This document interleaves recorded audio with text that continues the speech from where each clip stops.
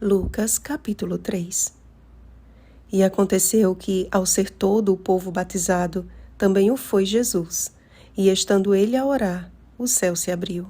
Versículo 21. O ministério profético de João Batista consistia em preparar um povo não somente para receber o Messias, mas também para a transição entre a antiga e a nova aliança. O batismo tornou-se o novo símbolo de pertencimento, o início de uma nova vida através da remissão de pecados, a cerimônia que marca o início de uma vida de santificação e relacionamento pessoal com Deus. Sendo Satanás o inimigo de nosso relacionamento com Deus, certamente sua obra consiste em destruir a fé do cristão e levá-lo a pensar que o Senhor não pode aceitá-lo. Mas a mensagem de João às multidões, apesar de ser dura à primeira vista, deve ser considerada por seu objetivo, que é o de declarar ao pecador que existe graça para ele. Iniciando com uma lista de todas as autoridades locais da época e encerrando com a genealogia de Jesus, o capítulo de hoje apresenta a diferença entre o governo da terra e o governo do céu.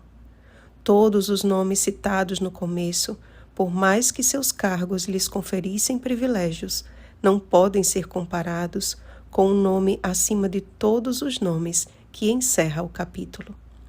Ao vir a João a palavra de Deus, pregando o batismo de arrependimento para a remissão de pecados, descortinou-se perante o mundo o que já estava previsto desde a sua fundação. Apocalipse capítulo 13, versículo 8. A autoridade maior da Igreja de Deus, o sumo sacerdote, que deveria compadecer-se dos ignorantes e dos que erram, pois também ele mesmo está rodeado de fraquezas, Hebreus capítulo 5, versículo 2, era o primeiro a erguer uma pedra na direção do pecador. Deus conferiu a um andarilho no deserto um poder que a autoridade humana nenhuma poderia superar. Movido pelo Espírito Santo, João Batista chamava o pecado pelo nome. Mas ele não apontava os pecados de seus conterrâneos com o fim de puni-los, e sim de corrigi-los e endireitar as suas veredas.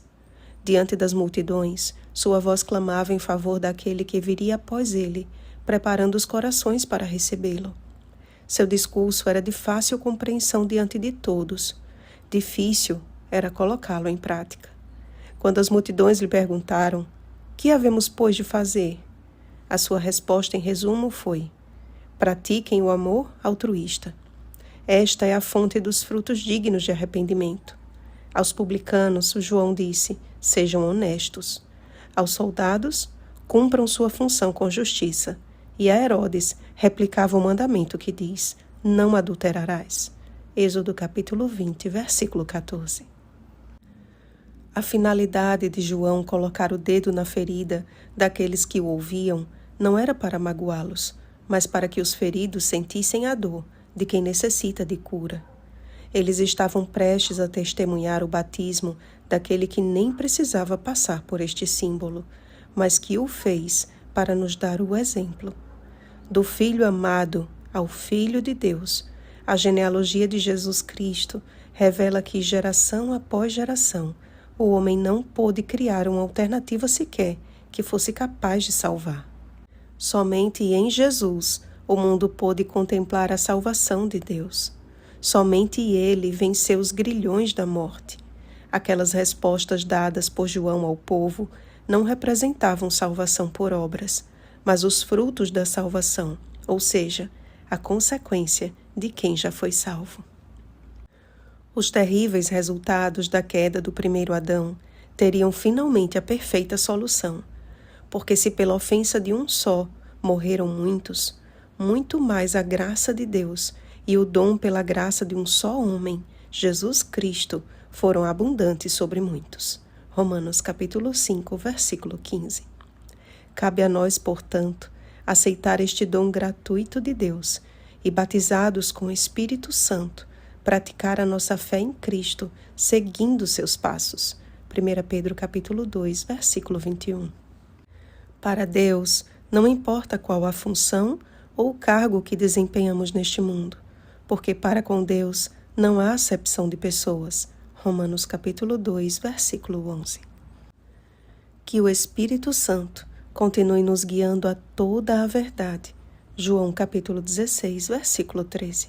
Fazendo de nós seus atalaias dos últimos dias, que anunciam o Evangelho ao povo, pois muito em breve toda a carne verá a salvação de Deus. Oremos, amados. Querido Pai, mediante a entrega de nossa vida em Tuas mãos, perguntamos: e nós, que faremos? Quais os Teus planos e propósitos para nós e através de nós? Cremos que a Tua palavra é suficientemente clara e que através dela podemos ser instruídos para a salvação. Como João, que possamos dar testemunho de Jesus e habilitar um povo preparado para Te encontrar. Que nossos nomes estejam arrolados no livro da vida do Cordeiro. Em nome de Jesus. Amém. Vigiemos e oremos. Uma feliz semana, atalaias de Deus. Oremos pelo batismo do Espírito Santo. Oremos uns pelos outros. Rosana Garcia Barros.